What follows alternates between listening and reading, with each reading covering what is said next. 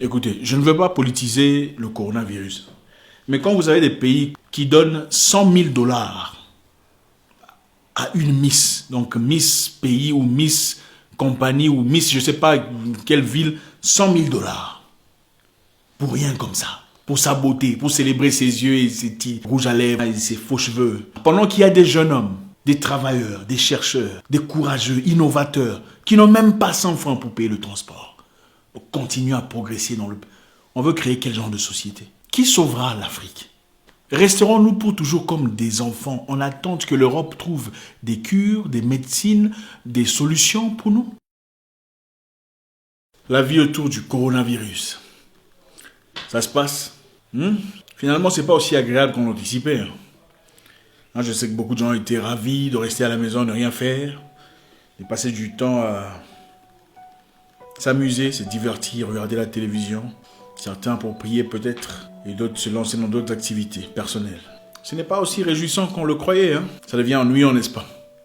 Surtout qu'on n'a pas nécessairement les éléments qu'il faut, fondamentaux, les aliments, les nécessités premières, ça devient très compliqué. Que tout ce qu'il y a comme confinement ne soit pas seulement un moment de prière ou un moment de pensée, mais aussi un moment de réflexion logique pour nous tous. Vous savez, ce moment montre toute la fragilité autour de nous. La fragilité autour de... Nous ne sommes pas préparés à ça.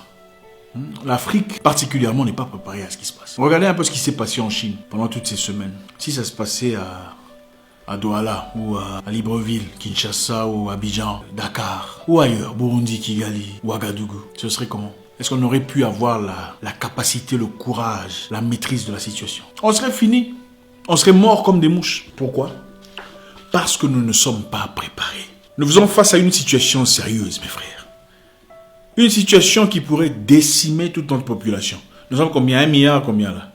Fini. On n'a rien. Qu'est-ce qu'on a comme contre le coronavirus? En toute honnêteté, on n'a rien. Les Chinois étaient prêts parce qu'ils investissent dans l'intellectualisme, la science, le développement, l'innovation. Ils ont des gens qui sont là en train d'étudier toutes les manières de pouvoir contrer tout ce qui pourrait avoir comme possibilité d'élimination de leur race ou peu importe comment vous voulez appeler ça. Les Italiens sont beaucoup plus avancés que nous en tout cas. Regardez comment ils ont des difficultés à gérer leur situation. Que ferions-nous, pauvre Afrique?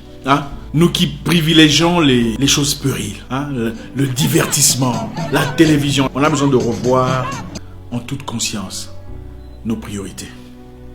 Chers frères africains, on a besoin de revoir nos priorités dans la vie. C'est triste de voir tout un peuple assis en attente que quelqu'un quelque part aux États-Unis, quand une personne en se réjouissant m'a envoyé une vidéo où le président américain est en train de dire: on a finalement trouvé un vaccin qui est en mode test et très bientôt on pourra le distribuer au monde entier, on sauvera le monde. Et la personne est en train d'acclamer, il est content, on a trouvé un truc. Ça me révolte. Ça me révolte. Il faut avoir honte. N'est-ce pas le même président qu'on accusait de racisme, de suprémacisme il n'y a pas longtemps? Le même président que vous aviez accusé de racisme et de suprémacisme veut vous présenter un vaccin et vous vous acclamez: oh bravo, il a finalement trouvé la solution pour nous. Mais il faut avoir un peu d'estime personnelle. Il faut avoir honte. C'est comme si une personne t'insultait et puis finalement te dit: bon, comme tu n'as pas mangé, passe à la maison, on va te donner à manger. Et tu acclames: oui. Frère africain, il faut avoir honte. Ce qui sépare l'humain du chien, c'est d'abord la honte. Il faut avoir honte. On ne peut pas rester comme des enfants en attente que les solutions viennent toujours d'ailleurs. Ce n'est pas honorable. Comment peut-on nous battre pour une Afrique indépendante, prétendre nous sommes des hommes forts, les descendants de je sais quoi, pendant que nous sommes incapables de trouver nos propres solutions à nos propres problèmes? Les Chinois ont trouvé leur solution. Ils n'ont pas demandé d'aide. Vous savez pourquoi? Parce qu'ils investissent en leurs fils et en leurs filles, qui travaillent dur dans la science. Parce qu'ils sont capables de mettre de l'argent de côté afin de construire une communauté. C'est vrai, je ne dis pas que le système chinois est un système parfait. Je dis qu'ils savent comment reconnaître ce qui est important pour la communauté et mettre à l'écart ce qui est du personnel. L'Afrique a besoin de réfléchir. Que ce moment nous fasse réfléchir. Il ne s'agit pas seulement d'entrer en jeûne et prière pour prier la grâce de Dieu, l'amour de Dieu. C'est vrai, c'est bien la grâce de Dieu. Mais ce n'est pas la première fois qu'il y a des épidémies sur Terre. Regardez l'histoire. L'histoire nous raconte souvent ce qui se passera dans le futur. En 1918, après la Première Guerre mondiale, D'ailleurs, pendant la fin de la Première Guerre mondiale, il y a eu pandémie, la fièvre espagnole, qui a décimé 100 millions de personnes parce que le système immunitaire n'était pas encore prêt, assez équipé pour combattre cette fièvre. Il a fallu des chercheurs, des gens intelligents, des gens sur lesquels on a investi afin de trouver des solutions à ces problèmes. Ce n'est pas différent aujourd'hui. Il ne s'agit pas seulement question d'entrer en jeûne de prière ou d'alarmer les gens sous prétexte que c'est le ciel qui s'ouvre ou que c'est la fin du monde, comme certains le font sur Internet. On voyait des vidéos des satanistes. Les satanistes existent depuis la nuit de temps. Ce n'est pas aujourd'hui que ça commence. Quand on est en manque de solutions, en manque de capacité, on commence à pleurnicher parce qu'on ne sait pas quoi faire. C'est vrai qu'il faut se tourner vers Dieu. Mais Dieu nous a déjà équipés. Le cerveau est la chose la plus importante que Dieu nous a donnée. Un cerveau que nous utilisons très difficilement. C'est un cerveau que nous utilisons quand on veut faire du mal à nos prochains. C'est un cerveau qu'on utilise quand il faut comploter, quand il faut détruire. Un cerveau qu'on utilise quand il faut vilipender. Mais un cerveau toujours absent quand il faut contribuer. Quand il faut générer l'intelligence pour un bénéfice communautaire. On doit réfléchir, chers frères. Que ce moment soit un moment de réflexion. Un moment, pas seulement de spiritualité, mais un moment de conscience. On a besoin de célébrer ces jeunes hommes ou ces jeunes personnes qui s'investissent dans l'innovation de l'Afrique. On a besoin de nos propres téléphones. Nos propres capacités de communication. Si quelqu'un venait voulant attaquer l'Afrique, nous sommes incapables de nous protéger parce que nous n'avons pas la technologie. Pourquoi n'avons-nous pas la technologie? Parce qu'on n'investit pas dans la technologie. On investit dans nos intérêts personnels. Et beaucoup d'Africains, malheureusement, à partir du moment qu'ils peuvent siroter du champagne, ils peuvent voyager en business class, le pays va bien. Il faut changer. C'est de l'égoïsme. Nous sommes maintenant confrontés aux mêmes problèmes. Ne sommes-nous pas? La classe haute, la première classe, la classe moyenne inexistante et même le peuple sommes tous confrontés aux mêmes problèmes. Qui trouvera des solutions? Nous faisons maintenant recours à Dieu dans une situation où les intelligents peuvent réfléchir.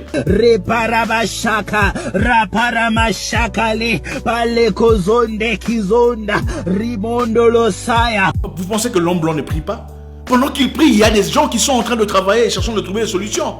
Des gens qui sont financés par le gouvernement, financés par leur peuple, soutenus par les prières de leurs pasteurs.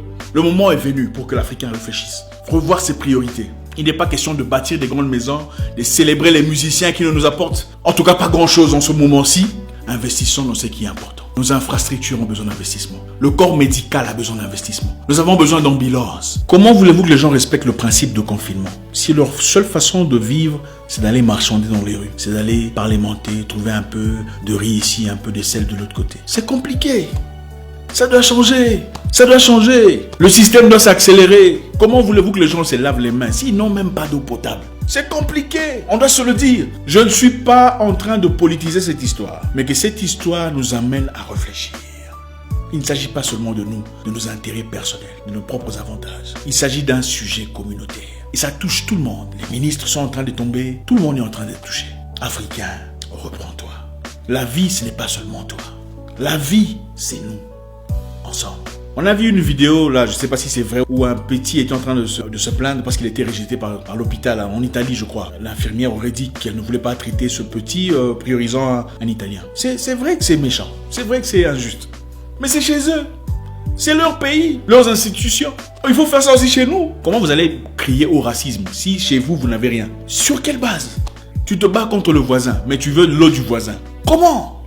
Dans quelles circonstances? Ça doit changer. Les Noirs américains ont du mal à réussir aux États-Unis parce qu'il leur a été appris que la seule façon de réussir dans la vie, c'est de soit devenir footballeur, basketteur comme Michael Jordan, musicien comme Michael Jackson, 50 Cent, Beyoncé, ou un entrepreneur. Ils ont appris que la seule façon de réussir, c'est soit de faire du sport, soit de chanter, soit de devenir une célébrité. Et cela a créé une communauté. Il y a très peu de Noirs américains qui réussissent dans la science, très peu de Noirs américains qui deviennent véritablement réussi dans le sens intellectuel et un déséquilibre social. Écoutez, je ne veux pas politiser le coronavirus, mais quand vous avez des pays qui donnent 100 000 $ à une Miss, donc Miss pays ou Miss compagnie ou Miss je ne sais pas quelle ville, 100 000 $, pour rien comme ça, pour sa beauté, pour célébrer ses yeux et ses rouges à lèvres, et ses faux cheveux, pendant qu'il y a des jeunes hommes, des travailleurs, des chercheurs, des courageux, innovateurs, qui n'ont même pas 100 francs pour payer le transport. On veut créer quel genre de société?